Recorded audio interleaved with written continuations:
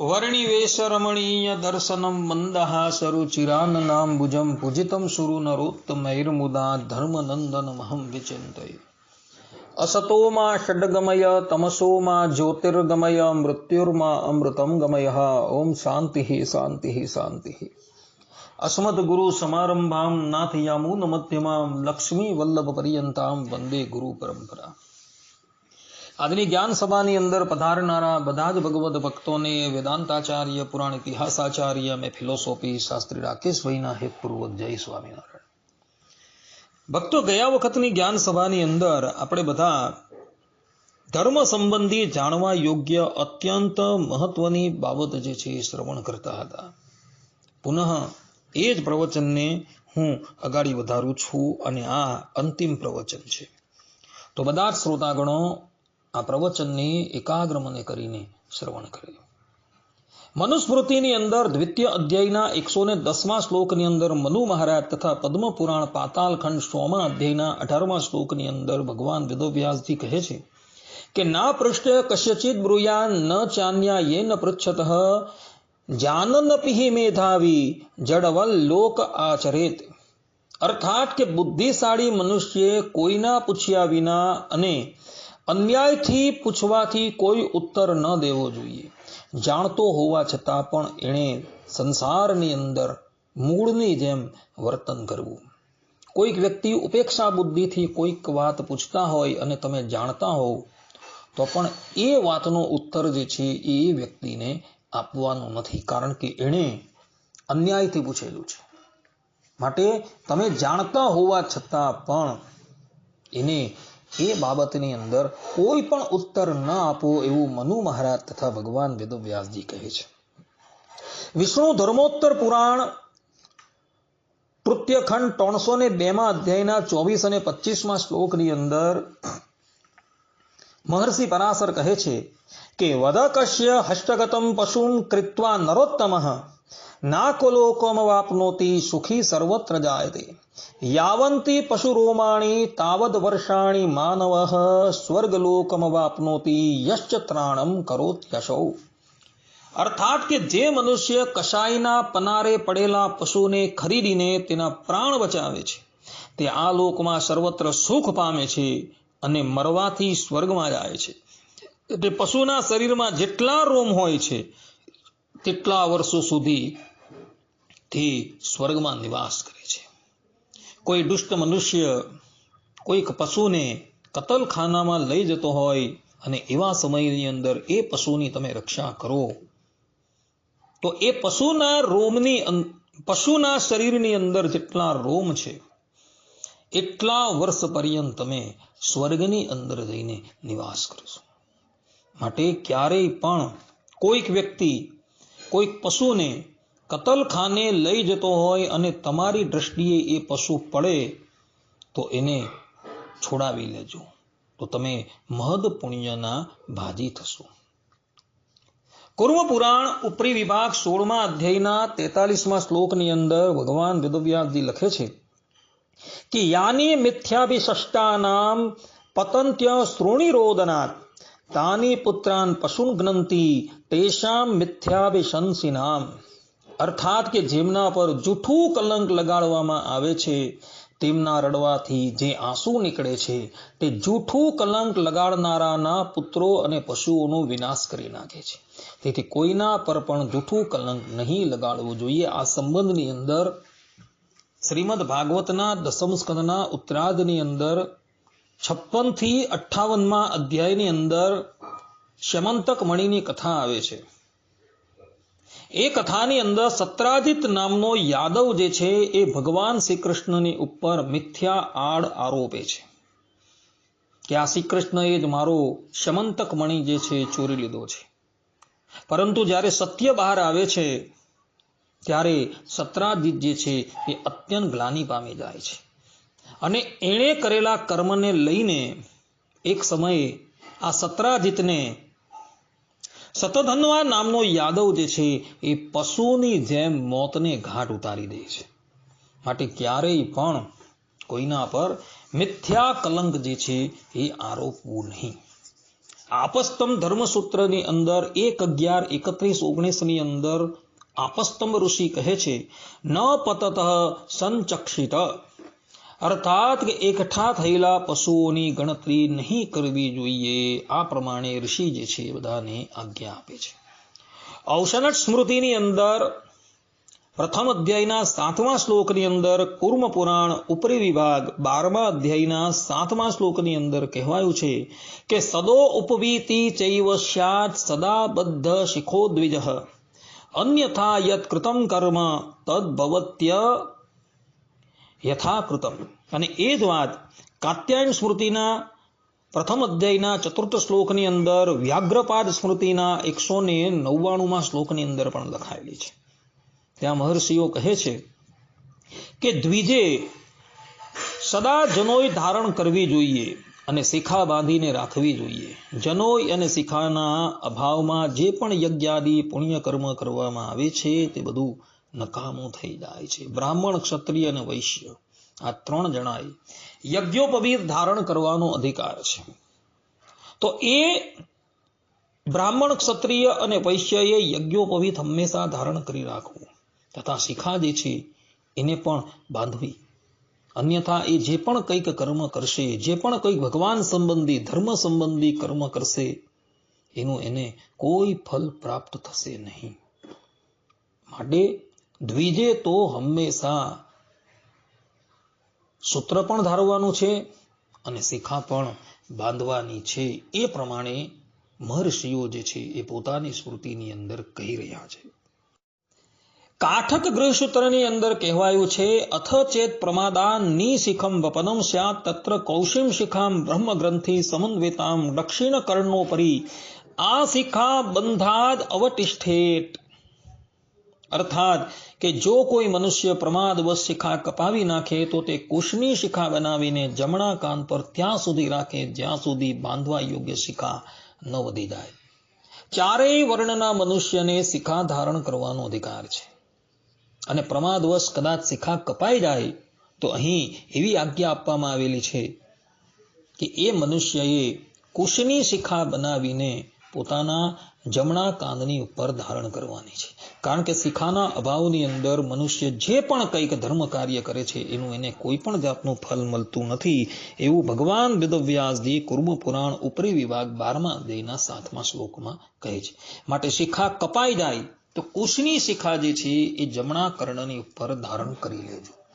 અંગિરા સ્મૃતિની અંદર 2 પૂર્વ 61-63માં શ્લોકની અંદર મહર્ષિ અંગિરા કહે છે સપ્ત્યુર્ધ્વંતુ ચિત્તશ્યામ પૂર્વતઃ પુષ્ટતોપિવા પાર્શ્વતઃ પરિતો વાપી સમુદ્ભૂતૈશ્ચ રોમભિઃ શિખા કાર્યા પ્રયત્નેન ન ચૈનો વપપદ્યતે તત્સ્થાને સર્વશૂન્યેતુ પરિતો વાપી કિમ પુનઃ બ્રહ્મણ્ય સૂચનાયૈવં તાની લોમાની ધારયેત અન્યથા ન ભવેદેવ તથા તસ્માત સમાચરિત. અર્થાત કે જો વૃદ્ધાવસ્થામાં બાલ ન રહેવાને કારણે શિખા ન રહે તો યથાસંભવ ચારે બાજુ બચી ગયેલા બાલોથી શિખા બનાવીને નિત્ય કર્મ કરતા રહેવું. જો બાલ તદ્દન ના હોય તો કુશ વગેરેની શિખા રાખીને નિત્ય કર્મ કરવું, પણ શિખા વિનાના કદી ન રહેવું. અહીં પણ અંગિરા ઋષિએ સ્પષ્ટ રૂપે કહ્યું છે કે કદાચ વૃદ્ધાવસ્થાની અંદર બાલ ખરી પડે અથવા યુવા અવસ્થાની અંદર બાલ ખરી પડે તો એના સ્થાનની ઉપર કુશની શિખા જે છે એ બનાવીને મનુષ્યએ નિત્ય કર્મ કરવા. કારણ કે શિખા વગર કોઈ પણ કાર્ય કરવાનો અધિકાર નથી. અને કદાચ શિખા વગર કોઈ પણ કાર્ય કરવા માટે તમે તૈયાર થાવ અને કાર્ય પૂર્ણ કરો છતાં પણ તમને એના ફલથી વંચિત રહેવું પડશે. હવે એક અત્યંત મહત્વની બાબત જે છે એ અંગિરા ઋષિ કહે છે, એને બધા જ લોકો જે છે એ એકાગ્ર મન કરીને શ્રવણ કરે. અંગિરા સ્મૃતિની અંદર 32 અને 33માં શ્લોકની અંદર કહેવાયું છે કે અસમર્થસ્ય બાલસ્ય પિતા વા યદિ વા ગુરુઃ યમુદ્દેશ્ય ચરેત ધર્મમ પાપમ તસ્ય ન વિદ્યતે અસિતિર યસ્ય વર્ષાણિ બાલો વાપ્યુ ન ષોડશઃ પ્રાયશ્ચિત્તાર્ધમર્હન્તિ સ્ત્રીઓ રોગીણ એવ ચ, અર્થાત કે 80 વર્ષનો વૃદ્ધ, 16 વર્ષથી ઓછી ઉંમરનું બાળક, સ્ત્રી અને રોગી આ બધા જ અડધા પ્રાયશ્ચિતને યોગ્ય હોય છે. 5 વર્ષથી વધારે અને 11 વર્ષથી ઓછી ઉંમરના બાળકે કરેલા પાપનું પ્રાયશ્ચિત તેના ગુરુ અથવા એના સુરદ એટલે કે માતા પિતા ભાઈ વગેરે કરે. કહેવાનું તાત્પર્ય એ છે કે જેની ઉંમર 80 વર્ષની થઈ ગઈ છે, જે 16 વર્ષથી ઓછી ઉંમરનો છે, સ્ત્રી છે અને રોગી છે, એ કદાચ કોઈક પાપ કરી લઈને તો એણે એ પાપનું અડધું પ્રાયશ્ચિત કરવાનું છે. 5 વર્ષની અંદરના બાળકને કોઈ પણ પ્રાયશ્ચિત હોતું નથી, કારણ કે એ અબોધ હોય છે. પરંતુ 5 વર્ષથી લઈને 11 વર્ષ પર્યંતનો બાળક જે છે એ કંઈ પણ પાપ કરે ને તો એ પાપનું પ્રાયશ્ચિત એના સગાવાલાએ કરવાનું છે, એના ગુરુએ કરવાનું છે. અને પછી 11 વર્ષથી લઈને 16 વર્ષ પર્યંતનો બાળક કોઈ પણ પાપ કરે ને તો એ પાપનું એણે અડધું પ્રાયશ્ચિત કરવાનું છે. આ વાત દરેક જણાએ આત્મસાત કરી લેવાની છે. આ પ્રમાણે અંગિરસ સ્મૃતિની અંદર મહર્ષિ અંગિરા જે છે એ કહી રહ્યા છે. માટે આ વાત જે છે એ બધા જ લોકો આત્મસાત કરી લે. મનુસ્મૃતિની અંદર 11મા અધ્યાયના 230મા શ્લોકની અંદર મનુ મહારાજ કહે છે, કૃત્વા પાપમિ સંતપ્ય તસ્માત પાપાત પ્રમુચ્યતે નૈવમ કુર્યામ પુણ્ય રીતિ નિવૃત્ત્યા પૂયતે તુષઃ. અર્થાત કે મનુષ્ય પાપ કર્મ કર્યા પછી જો તેને માટે પ્રાયશ્ચિત કરે છે તો તે પેલા પાપથી છૂટી જાય છે અને પછી કદી હું આવું પાપ નહીં કરીશ એવો દ્રઢ નિશ્ચય કરી લે છે તો તે પવિત્ર થઈ જાય છે. કહેવાનું તાત્પર્ય એ છે કે પાપ કર્યા પછી જો એનું પ્રાયશ્ચિત કરવામાં આવે તો પેલો મનુષ્ય જે છે એ પાપથી છૂટી જાય છે. પરંતુ વારે વારે જો એ પાપ કરવામાં આવે અને વારે વારે એનું પ્રાયશ્ચિત કરવામાં આવે તો એ પાપ જે છે વજ્રલેપ થઈ જાય છે. પદ્મ પુરાણની અંદર તથા સત્સંગી જીવનની અંદર ભગવાન સ્વામિનારાયણ કહે છે કે પાપ કરેલું હોય એનું એક વખત પ્રાયશ્ચિત કર્યું, પછી પુનઃ એ પાપ કરે એનું પ્રાયશ્ચિત કર્યું, પુનઃ પાપ કરે અને એનું પ્રાયશ્ચિત કર્યું, એમ 3 વખત જો કરવામાં આવે તો એ મનુષ્ય શુદ્ધ થઈ જાય. અર્થાત કે એક જ પાપ 3 વખત કરવામાં આવે અને એનું પ્રાયશ્ચિત કરવામાં આવે તો એ વ્યક્તિ શુદ્ધ થઈ જાય. પરંતુ વારે વારે જો એ પાપ કરવામાં આવે પછી એ ગમે એટલું પ્રાયશ્ચિત કરે એ શુદ્ધ થતો નથી. માટે ભક્તો કદાચ પાપ થઈ જાય તો એનું પ્રાયશ્ચિત જે છે એ તમે અવશ્ય કરજો, એવું અહીં મનુ મહારાજ જે છે એ કહી રહ્યા છે. કૂર્મ પુરાણ ઉપરી વિભાગ 16મા અધ્યાયના 34મા શ્લોકની અંદર ભગવાન વેદવ્યાસજી કહે છે કે સૂર્ય પરિવેશમ વા નેન્દ્ર ચાપમ સવાગ્નિકમ પરસ્મૈ કથયદ વિદ્વાન શશીનમ વા કદાચનમ. અર્થાત કે ઇન્દ્રધનુષ, સૂર્યમંડળનો ઘેરો, ચંદ્રમંડળનો ઘેરો, ચિતાની આગ, સોનું, ઉલ્કાપાત અને ઉત્પાત આ વસ્તુ બીજાઓને નહીં બતલાવવી જોઈએ. આ વસ્તુઓનો પોતાને અનુભવ થયો હોય પરંતુ બીજાને એ ક્યારેય પણ બતાવવાની નથી. અને આ જ વાત જે છે એ પદ્મપુરાણ સ્વર્ગખંડ 55મા અધ્યાયના 32મા શ્લોકની અંદર, મનુસ્મૃતિ 4th અધ્યાયના 59મા શ્લોકની અંદર, સુશ્રુત સંહિતા ચિકિત્સાખંડ 24-92ની અંદર પણ કહેવાયેલી છે. માટે આ બધી જ બાબતો જો પોતાને અનુભવ થઈ હોય તો એ બીજાને ક્યારેય પણ બતાવવી જોઈએ નહીં. સ્કંદ પુરાણ પ્રભાસખંડ 206મા અધ્યાયના 14 અને 15મા શ્લોકની અંદર કાર્તિક સ્વામી એક બહુ જ મહત્વની બાબતનું વર્ણન કરે છે. આ વાત જે છે એ બધાએ આત્મસાત કરવા યોગ્ય છે. કાર્તિક સ્વામી કહે છે, સંધ્યયોર ઉભયોર જાપ્યે ભોજને દંત ધાવને પિતૃકાર્ય ચ દૈવે ચ તથા મૂત્ર પુરીષયો ગુરુણામ સન્નિધૌ દાને યાગે ચૈવ વિશેષતઃ એતેષુ મૌનમાં તિષ્ઠન સ્વર્ગમ પ્રાપ્નોતિ માનવઃ. અર્થાત કે બંને સંધ્યાના સમયે જપ, ભોજન, દંતધાવન, પિતૃકાર્ય, દેવકાર્ય, મળમૂત્રનો ત્યાગ, ગુરુની સમીપ, દાન તથા યજ્ઞ આ અવસરો પર જે મૌન રહે છે તે સ્વર્ગમાં જાય છે. બંને સંધ્યાએ મૌન ધારણ કરી લેવાનું છે. જપ કરતા હો, ભોજન કરતા હો, દંત ધાવન કરતા હો ત્યારે અવશ્ય મૌન રાખવાનું છે. પિતૃ કાર્ય એટલે કે શ્રાદ્ધ કાર્ય કરતા હો, દેવ કાર્ય એટલે કે ઠાકોરજીની પૂજા કરતા હો ત્યારે પણ મૌન રાખવાનું છે. મળમૂત્રનો ત્યાગ કરતા હો ત્યારે પણ મૌન રાખવાનું છે. ગુરુની સમીપમાં પણ મૌન રાખવાનું છે. ગુરુ કંઈક પૂછે તો જ ઉત્તર આપવાનો છે. દાન કરતા હો, યજ્ઞ કરતા હો એવા સમયે પણ મૌન રાખવાનું છે. તો આ પ્રમાણેની ક્રિયા કરનારો મનુષ્ય જે છે એ સ્વર્ગની અંદર જાય છે એવું કાર્તિક સ્વામી કહે છે.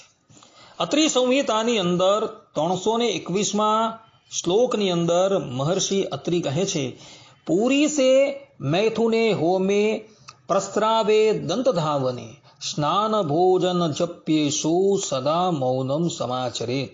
અર્થાત કે માર્ગગમન, મૈથુન, મળમૂત્રનો ત્યાગ, દંત ધાવન, સ્નાન, ભોજન, જપ તથા હોમ આ કાર્યો કરતી વેળાએ મૌન ધારણ કરવું જોઈએ. અને આ જ વાત શાંડિલ્ય સ્મૃતિ 2.8ની અંદર પણ કહેવાય છે અને અગ્નિ પુરાણ 166મા અધ્યાયના 17 અને 18મા શ્લોકની અંદર પણ કહેવાય છે. કહેવાનું તાત્પર્ય એ છે કે માર્ગ ગમન કરતા હો ત્યારે બહુ વાતચીત નથી કરવાની. મૈથુન કરતા હો ત્યારે પણ વાતચીત કરવાની નથી. મળમૂત્રનો ત્યાગ કરતા હો, દંત ધાવન કરતા હો ત્યારે પણ વાતચીત કરવાની નથી. સ્નાન કરતી વેળાએ મનમાં ને મનમાં ભગવાનનું સ્મરણ કરવાનું. ભોજન કરતી વખતે કેટલાક લોકોને વાતચીત કરવાની બહુ જ ખોટી ટેવ છે અને એને લઈને એ લોકો જે છે એ ભોજન યથાર્થપણે કરી શકતા નથી. કોઈક વખત ભોજન જે છે એ શ્વાસ નળીની અંદર જતું રહે છે અને એને લઈને મનુષ્યએ એ વખતે ઘણી પીડાનો અનુભવ કરવો પડે છે. માટે ભોજન વખતે તો હંમેશા મૌન જ રાખવાનું. જપ કરતા હો, હોમ કરતા હો ત્યારે પણ મૌન રાખવાનું છે એવું અહીં અત્રિ ઋષિ કહી રહ્યા છે. માટે આટલા સ્થાનોની ઉપર હંમેશા મૌન રાખવું. એ જ પ્રમાણે શાસ્ત્રોની અંદર કહ્યું છે કે આત્મનામ ગુરુર્નામો નામાતિ કૃપણસ્ય ચ શ્રેયસ કામો ન ગૃહણીયાદ જ્યેષ્ઠાપત્ય કલત્રયો. અર્થાત પોતાનું શ્રેય ચાહનારા પુરુષે પોતાનું ગુરુનું, અતિ કૃપણનું, જ્યેષ્ઠ સંતાનનું અને ધર્મપત્નીના નામનું ઉચ્ચારણ નહીં કરવું જોઈએ. કોઈક મનુષ્ય તમને એમ પૂછે કે ભાઈ તમારું નામ શું છે ત્યારે તમારે ગુઢાર્થની અંદર એવું કહેવાનું છે કે આ મનુષ્યને બધા રાકેશ શાસ્ત્રીના નામથી બોલાવે છે. તે જ પ્રમાણે કોઈક મનુષ્ય તમને એમ પૂછે કે તમારા ગુરુનું નામ શું છે ત્યારે તમે ગુઢાર્થની અંદર એવું કહી શકો છો કે અમારા ગુરુને બધા અજેન્દ્ર પ્રસાદજી મહારાજના નામથી બોલાવે છે. આ પ્રમાણે તમે બોલો તો દોષના ભાજી ના થાવ. પરંતુ સીધા જ તમે એમ બોલો કે આ મનુષ્યને બધા રાકેશ શાસ્ત્રી કહે છે તથા અમારા ગુરુનું નામ અજેન્દ્ર પ્રસાદજી મહારાજ છે તો તમે દોષના ભાજી થાવ.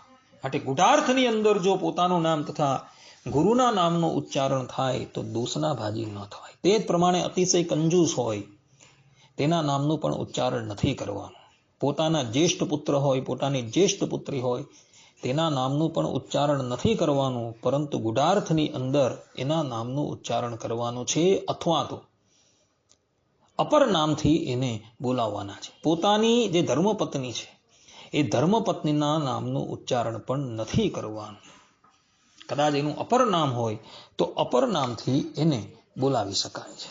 આપસ્તમ ધર્મસૂત્રની અંદર 1.11.31 અંદર કહેવાયું છે, પ્રાંગ મુખો અન્નાની ભુંજી તો ચરે દક્ષિણામુખ ઉડંગ મુખો મૂત્ર કુર્યાદ પ્રત્યક પાદા વને જનમિતિ. અર્થાત કે પૂર્વની તરફ મુખ કરીને અન્નનું ભક્ષણ કરવું, દક્ષિણની તરફ મુખ કરીને મળત્યાગ કરવો, ઉત્તર તરફ મુખ કરીને મળત્યાગ કરવો અને પશ્ચિમની તરફ મુખ કરીને પોતાના પગ ધોવા. પૂર્વ તરફ મુખ રાખીને જ ભોજન કરવું જોઈએ. કદાચ એવો સમય આવે તો પશ્ચિમાભિમુખ થઈને અથવા તો ઉત્તરાભિમુખ થઈને પણ ભોજન કરી શકાય, પરંતુ દક્ષિણ મુખ કરીને ક્યારેય પણ ભોજન ન કરો. તે જ પ્રમાણે મળત્યાગ કરવાનો હોય ત્યારે દક્ષિણ દિશા તરફ મુખ રાખીને મળત્યાગ કરી શકાય, ઉત્તર દિશા તરફ મુખ રાખીને મળત્યાગ કરી શકાય, પરંતુ પૂર્વ દિશા તરફ તથા પશ્ચિમ દિશા તરફ મુખ રાખીને ક્યારેય પણ મળમૂત્રનો ત્યાગ ન કરવો. જ્યારે પગ ધોવા હોય ત્યારે પગ જે છે હંમેશા પશ્ચિમ તરફ મુખ રાખીને જ ધોવા જોઈએ, અથવા તો દક્ષિણ તરફ મુખ રાખીને પગ ધોવા જોઈએ. આ પ્રમાણેનો વિવેક જે છે એ મહર્ષિઓએ બતાવેલો છે. સર્વ વેદાંત સિદ્ધાંત સાર સંગ્રહ 372માં શ્લોકની અંદર કહ્યું છે, હિત પરિમિત ભોજી નિત્યમેકાંત સેવી સકૃદુચિતિ હતોક્તિ સ્વલ્પ નિદ્રા વિહાર અનુનિયમનશીલો યો ભજન્ત્યુક્ત કાલે સલબત ઇહ શીઘ્રમ સાધુ ચિત્ત પ્રસાદમ. અર્થાત કે જે શરીરને માટે હિતકારક તેમજ નિયમિત ભોજન કરનારો છે, સદા એકાંતમાં રહેવાના સ્વભાવવાળો છે, કોઈના પૂછવાથી કદી કોઈ હિતની ઉચિત વાત કહી દે છે, અર્થાત બહુ ઓછું બોલનારો છે, બહુ ઓછું સુનારો તથા ઓછું ફરનારો છે. આ પ્રકારે જે શાસ્ત્રની મર્યાદા અનુસાર ખાન પાન વિહાર વગેરેનું સેવન કરનારો છે, તે શીઘ્ર જ ચિત્તની પ્રસન્નતાને પ્રાપ્ત કરી લે છે. તાત્પર્ય એ છે કે આ ઉપાયોથી મન સદા પ્રસન્ન રહે છે. હંમેશા યુક્ત આહાર, યુક્ત વિહાર, યુક્ત નિદ્રા જ લેવાની છે. વધારે પડતી નિદ્રાનું સેવન પણ નથી કરવાનું, વધારે પડતા આહારનું સેવન પણ નથી કરવાનું, અને વધારે પડતા વિહારનું પણ સેવન કરવાનું નથી. મધ્યમ માર્ગ અપનાવીને જ નિદ્રા છે, આહાર છે અને વિહાર જે છે એ કરવાનો છે. પરંતુ અતિશય નિદ્રા, અતિશય આહાર કે અતિશય વિહાર જે છે એ કરવાનું નથી. કોઈક વ્યક્તિ પૂછે તો જ બોલવાનું છે, વધારે પડતું બોલવાનું પણ નથી, એવું સર્વ વેદાંત સિદ્ધાંત સાર સંગ્રહની અંદર કહેવામાં આવેલું છે. હિતોપદેશની અંદર કથામુખ 3ની અંદર કહેવામાં આવેલું છે, અજરા અમારા વત પ્રાગ્યો વિદ્યામર્થમ ચ ચિંતયેત ગૃહીત ઈવ કેશેષુ મૃત્યુના ધર્મમાચરેત. અર્થાત કે બુદ્ધિમાન મનુષ્ય પોતાને અજર અમર માનીને વિદ્યા અને ધનનું ઉપાર્જન કરે. અમને મૃત્યુએ મારા વાળ પકડ્યા છે એમ સમજીને સદા ધર્મનું આચરણ કરે. જ્યારે વિદ્યાનું ઉપાર્જન કરતા હો, ધનનું ઉપાર્જન કરતા હો, ત્યારે એમ જ માનવાનું છે કે હું અજર અને અમર છું. પરંતુ જ્યારે ધર્મનું આચરણ કરવા માટે તમે તૈયાર થાઓ, ત્યારે એ ધર્મના આચરણને કાલની ઉપર ટાળવાનું નથી. ત્યારે એમ સમજવાનું છે કે મૃત્યુ જે છે એ મારા માથાના વાળ પકડીને જ ઊભું છે. એ પ્રમાણે વિચાર કરીને ધર્મનું આચરણ કરવાનું છે. અને આ વાત જે છે એ વિષ્ણુ ધર્મોત્તર 3:233-254 અંદર પણ કહેવાયેલી છે. માટે આ પ્રમાણેનો આચાર જે છે એ જીવનની અંદર ઉતારજો. મહાભારતના ઉદ્યોગ પર્વ 35મા અધ્યાયના 67 અને 68મા શ્લોકની અંદર વિદુરજી કહે છે, દિવસે નૈવ તત્ કુર્યાદ યેન રાત્રૌ સુખમ વસેત, અષ્ટમાશેન તદ કુર્યાદ યેન વર્ષાઃ સુખમ વસેત, પૂર્વે વયસી તદ કુર્યાદ યેન વૃદ્ધઃ સુખમ વસેત, યાવત જીવેન તદ કુર્યાદ યેન પ્રેત્ય સુખમ વસેત. અર્થાત કે દિવસભરમાં તે કાર્ય કરી દેવું જેથી રાત્રે આરામ કરી શકાય, અને 8 મહિનામાં તે કાર્ય કરી લેવા જેથી વર્ષના 4 મહિના આરામથી પસાર કરી શકાય. પહેલાની અવસ્થામાં તેવા કાર્ય કરવા જેથી વૃદ્ધાવસ્થામાં આરામથી રહી શકાય, અને જીવનભરમાં તે કાર્ય કરવા જેથી મરણ પછી પણ સુખે રહી શકાય. આ પ્રમાણે વિદુરજી દરેક મનુષ્ય માત્રને ઉપદેશ આપે છે. દિવસભર એવું કાર્ય કરવાનું છે કે જેથી આપણે રાત્રિને વિશે શાંતિથી નિદ્રા આવી જાય. 8 મહિના પર્યંત એવું કાર્ય કરવાનું છે જેથી કરીને 4 મહિના ચોમાસાના સુખેથી વ્યતીત થઈ જાય. પહેલાની એટલે કે યુવા અવસ્થાની અંદર એવા કાર્ય કરવાના છે જેથી કરીને આપણો વૃદ્ધાવસ્થાનો સમય જે છે એ સુખ ચેનથી વ્યતીત થઈ જાય. અને જીવનભર એવા કાર્યો, એવા સત્કર્મ કરવાના છે જેથી આપણું મરણ જે છે એ સુધરી જાય. આ પ્રમાણે વિદુરજી જે છે એ પોતે કહી રહ્યા છે. હવે સમસ્ત ધર્મનો સાર શું છે એ હું તમને કહું છું. પદ્મ પુરાણની અંદર સૃષ્ટિખંડ 19મા અધ્યાયના 355મા શ્લોકની અંદર ભગવાન વેદવ્યાસજી કહે છે કે શ્રૂયતામ ધર્મ સર્વસ્વમ શ્રુત્વા ચૈતત પ્રધાર્યતામ આત્મનઃ પ્રતિકૂલાની પરેશામ ન સમાચરેત. અર્થાત કે ધર્મનો સાર સાંભળો અને સાંભળીને તેનું આચરણ કરો. બીજાઓ દ્વારા કરાયેલું જેવું વર્તન આપણે નથી ચાહતા તેવું બીજા પ્રત્યે ન કરો, કારણ કે જે વર્તાવ આપણને અપ્રિય છે તે બીજાઓને પ્રિય ન હોઈ શકે. અને આ જ વાત વિષ્ણુ ધર્મોત્તર પુરાણ 3:253-44 ની અંદર પણ કહેવાય છે. અને મહાભારતના શાંતિ પર્વ 259મા અધ્યાયના 20મા શ્લોકમાં પણ કહેવાય છે. કહેવાનું તાત્પર્ય એ કે ધર્મનું સૂક્ષ્મ લક્ષણ શું? તો જે પોતાને અપ્રિય હોય એવું કાર્ય બીજા પ્રત્યે ક્યારેય પણ કરવાનું નથી. જે કાર્ય કરવાથી પોતાને દુઃખ થાય એવું કાર્ય મનુષ્યએ બીજા પ્રત્યે ક્યારેય પણ કરવાનું નથી. આ પ્રમાણે ધર્મના સૂક્ષ્મ લક્ષણની વાત જે છે એ ભગવાન વેદવ્યાસજીએ તથા ગંગાપુત્ર ભીષ્મએ કરેલી છે. માટે પોતાને અયોગ્ય લાગે એવું વર્તન બીજા પ્રત્યે ક્યારેય પણ ન કરવું એવું ધર્મશાસ્ત્રોની અંદર કહેવાયું છે. આ પ્રમાણે ભક્તો, ધર્મ સંબંધી જાણવા યોગ્ય કેટલીક વાતોનું નિરૂપણ અમે તમારી સન્મુખ કરેલું છે. આવી તો બીજી કેટલીય વાતો છે, પરંતુ મારા જાણવામાં જેટલી વાતો આવેલી હતી એટલી વાતો જે છે એ અમે તમારી સન્મુખ કહી છે. આ વાતો જે છે એને બધા જ લોકો આત્મસાત કરી લેજો અને પોતાનું જીવન જે છે એ ધર્મ પ્રમાણે જે છે એ વ્યતીત કરજો, તો તમે આલોક અને પરલોકની અંદર સુખી થશો. આટલું કહીને હું મારા પ્રવચનને અહીં વિરામ આપું છું. સર્વે સંતુ નિરામય, સર્વે સુખીનો ભવંતુ, સર્વે ભદ્રાણી પશ્યંતુ, મા કશ્ચિદ દુઃખ ભાગ ભવેત. અસ્તુ. જય સ્વામિનારાયણ. શ્રીપતિમ શ્રીધરમ સર્વદેવીશ્વરમ ભક્તિધર્માત્મજમ વાસુદેવમ હરે માધવમ કેશવમ કામદમ કારણમ શ્રી સ્વામિનારાયણમ નીલકંઠમ ભજે સહજાનંદ સ્વામી મહારાજ આજની જય. બધા જ ભગવદ્ ભક્તોને હેતપૂર્વક જય સ્વામિનારાયણ.